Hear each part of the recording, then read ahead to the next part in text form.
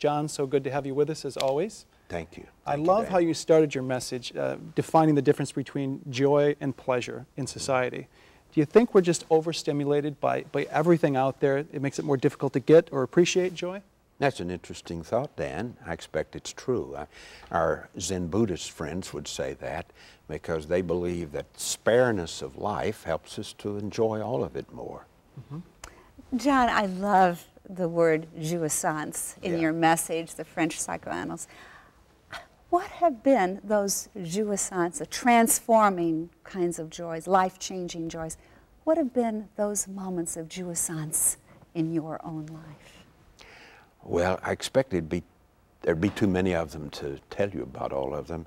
This morning, when I was waiting to come out to the studio here, I wandered downtown Chicago in the open-air market there.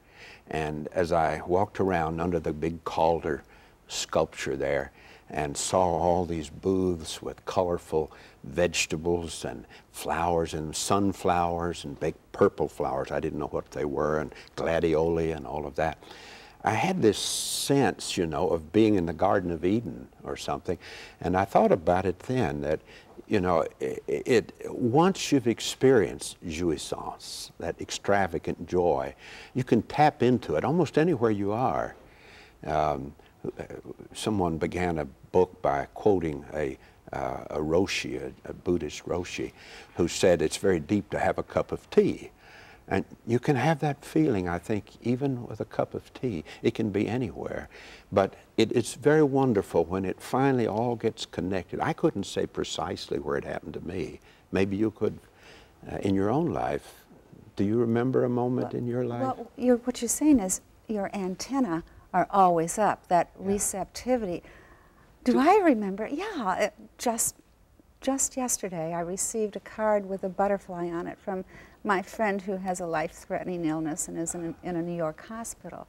But she was joy-filled and grateful and thought of me and sent me that card with a butterfly, which she knows I love.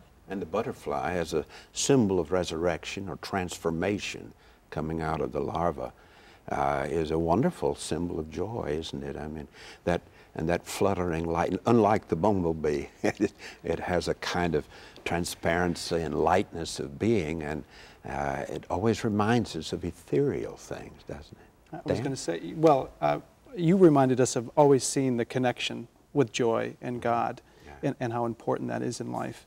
You know, it just reminds me of the deeper sense to feel real joy.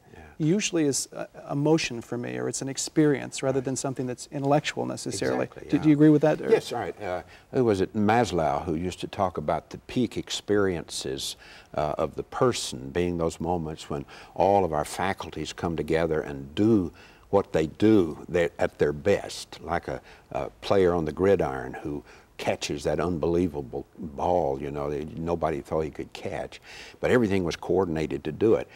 And I think it has to do with peak experiences of the soul when we reach beyond all rational things, we reach beyond all physical circumstances to claim that sense of being united with with God in the world and with all the things that give us joy. And so often that kind of joy comes as a surprise, doesn't it? Yes. I think of the title C.S. Lewis, Surprised by Joy, the woman who eventually gave meaning to his life and married. Yes. But I think, and I think he meant the double entendre there, that he intended it to be more than just his wife Joy, surprised by God's joy that came into his life. I found myself asking as I walked around the market this morning, would I appreciate this as much? Would I be having this joy if I didn't believe in God?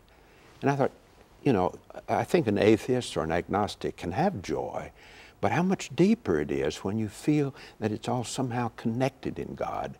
And as Alfred North Whitehead once said, that God is a careful thought that nothing be lost.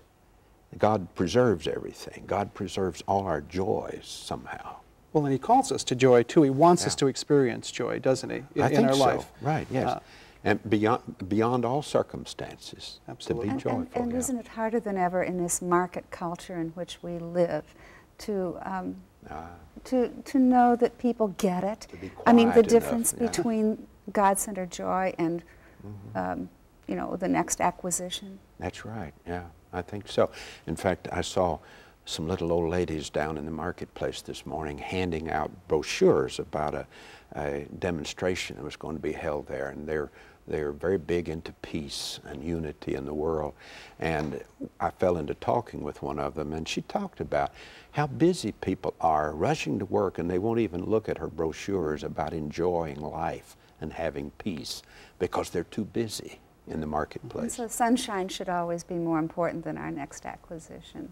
Oh, I think, in yes. 15 seconds, your new book, God's People at Prayer. Uh-huh.